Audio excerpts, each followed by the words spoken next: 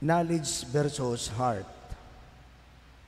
Kahibalo kontra sa kasing-kasing. Mao kini ang usa sa mga butang o mga okasyon nga diin makita nato ngano kining mga tawo diha sa panahon ni Kristo maglisod sila pagtuo sa mga gisulti ni Kristo. Diya sa atong ebanghelyo karon, ato kini ma-identify kining duduha ka klase sa mga tawo. Kadtong mga tawo nga gigamit ang ilang kasing-kasing pagpaminaw kang Kristo ug kadtong mga tawo nga gigamit ang ilang kahibalo pagpaminaw kang Kristo. Ug kinsa ang mituo kanila? Kadtong mga tawo nga gigamit ang ilang kasing-kasing pagpaminaw kang Kristo. Sa atong ebanghelyo, tanawa ha, nagkabahin-bahin kadtong mga tawo. Mao kini siya ang propeta, mao kini siya ang Mesiyas. Ang uban dili pud motuo to the point nga ilang gamiton. Wala pay ang Mesiyas dili magikan sa Galilea. Pagpaday sa ebanghelyo, tanawa ang gisulti kini nga mga Pariseo ug mga kadagkuan sa mga pari. And we know these people, kadagkuan sa mga pari na hibalo kanang mga Pariseo, kay balo sila sa mga balaw ni Moises, ila gud gisunod, dili gyud sila mutuo kang Kristo to the point nga ila pang gidaot gitunglo hinuon kini nga mga sundalo. Kay unsay ingon nila sa mga sundalo, ngano wala man ninyo siya dakpa ug dag-angari? Unsay tubag sa mga sundalo nga nakapaminaw kang Kristo? Ingon sila, apan walay makahimo pagbuhat niini. Naminaw sila.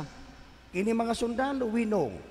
Wala kini sila hibalo, dili mga edukado. Pero nakadungog sila kang Kristo, ang ilang gigamit, ang ilang kasing-kasing. Mao kana natingala sila kang Kristo, hinuon wala sila makahimo pagdakop kining tawhana.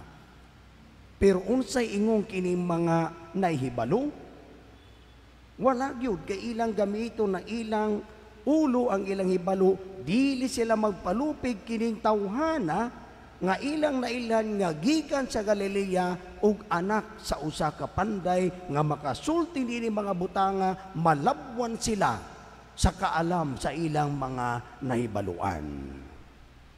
Mga igsoon kang Kristo, tanawon daw nato diya sa atong kinabuhi, sa atong pagpaminaw kang Kristo. Nabayay mga time no, I don't know, ako usahay I experience this. Naay mga time nga naata diri mag-ampot ta, makapaminaw ta sa pulong sa Dios o kanang pagpaambit siguro sa pari, pero usahay atong gamito nga atong unahuna, atong kontrahon. Pero try nga ang imo lang gamito nga imong kasing-kasing kung unsay imong nadunggan kang Kristo, you will feel something nga dili nimo kontrahon kay ang imong gigamit ang imong kasing-kasing. Diya sa atong pasiunang pag-ampo, kanindot. Kadtong ako gisulti ganiha before sa release, ingon diri, kaluy ipagmando ang among kasing-kasing o Ginoo, kay kun wala ikaw, dili kami makapaymuot kanimo.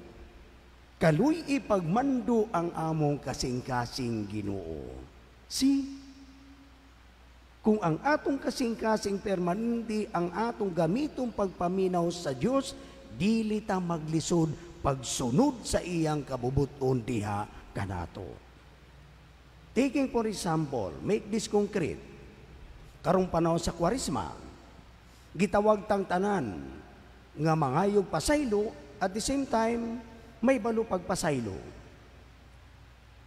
Kung ang imong gamiton pagpasaylo o pangayog pasaylo ang imong hunahuna, you will always make reasoning, kondisyon, pasaylon tay ka, tika, basta mao kini ang imong buhaton.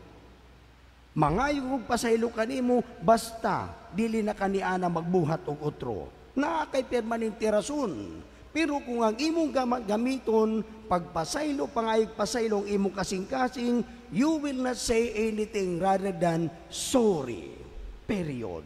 Kay gikan sa kasing-kasing, walay mga kondisyon. Mao kini ang kalahian. Kung ang atong gamiton kining atong hibalo, kining atong unahuna kontra sa atong kasing-kasing. Karong adlaw sadno atong gipasidunggan kining atong kaugalingong santos si San Pedro Calungsod. Iyang piyesta karong adlaw. Tanawan ninyo, Pedro Calungsod, batan-on nga lalaki, nahimong katikista, nahimong uban-uban sa usa ka pari, o nahimo siyang martir. Tanawa, usa ka bata, pero grabe ang iyang pagsunod, pagtukang Kristo, kaya ang iyang gigamit ang iyang kasing-kasing that even led him to sacrifice sa iyang kinabuhi alang lang sa iyang pagsunod, pagtuo kang Kristo.